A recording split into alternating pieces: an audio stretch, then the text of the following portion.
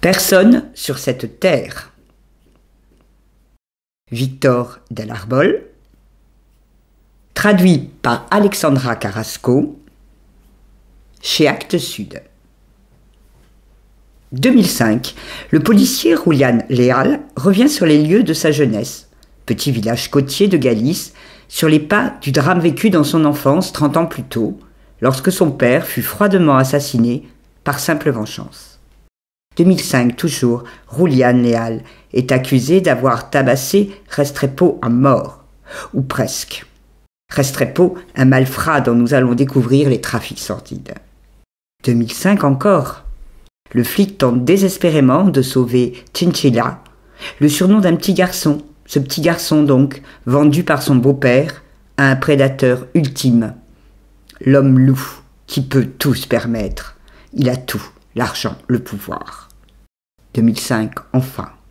Le narrateur de cette histoire, un tueur à gages chargé de retrouver des documents très compromettants pour un cartel, laisse une traînée de cadavres sur son passage, tout autour de Julián. 1969, un enfant est violé régulièrement par le meilleur ami de son père. L'écriture magistrale qui sert une histoire tout à la fois intime et universelle. Ce récit donc, qui enchevêtre passé et présent, qui floute continuellement le bien et le mal, à l'aune de son personnage principal Julián, un héros solitaire, pauvre héros des temps modernes, qui se débat tout à la fois dans des drames sociétaux sordides, des pouvoirs iniques et pervertis, et son histoire personnelle tout aussi glauque. Une interrogation constante de l'éthique et de la morale, avant, par le passé et maintenant.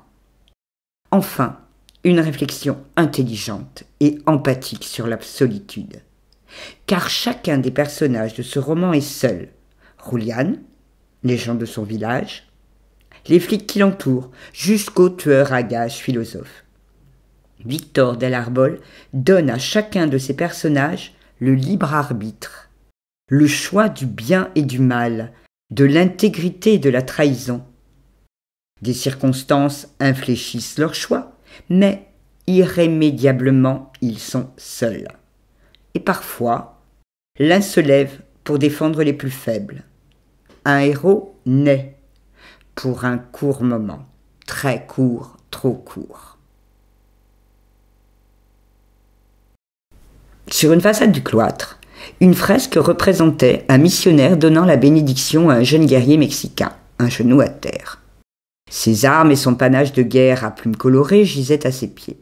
Francesco observa les yeux du combattant, sombres et sauvages depuis près d'un millénaire. Ses yeux semblaient fatigués de se battre. Mais dans cette posture de vaincu, il était tragique et magnifique à la fois.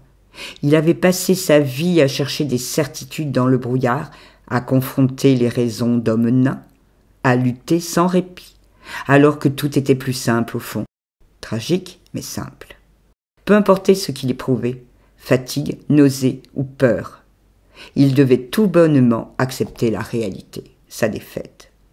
Peut-être Francesco se voyait-il comme un être écrasé par des forces supérieures, comme ce guerrier qui rendait sa lance et son bouclier. Ou bien Remedios avait-elle raison et n'était qu'un lâche, un soumis, qui s'était laissé entraîner sa vie durant sans opposer de résistance. Quoi qu'il en soit, il voulait croire qu'il n'était pas trop tard pour un ultime geste de rébellion qui le rachèterait à ses propres yeux. Considérait ce qui se préparait comme un mal nécessaire, un acte inévitable qui lui permettrait de retrouver l'équilibre que ses agissements avaient rompu cette nuit du 6 novembre 1975. Comme s'il comprenait à présent que toutes les décisions qu'il avait prises depuis n'était que le fruit pourri de cette première résolution, dans un enchaînement de peur, de déni et de simulacres qui avait ruiné sa vie et celle de sa famille.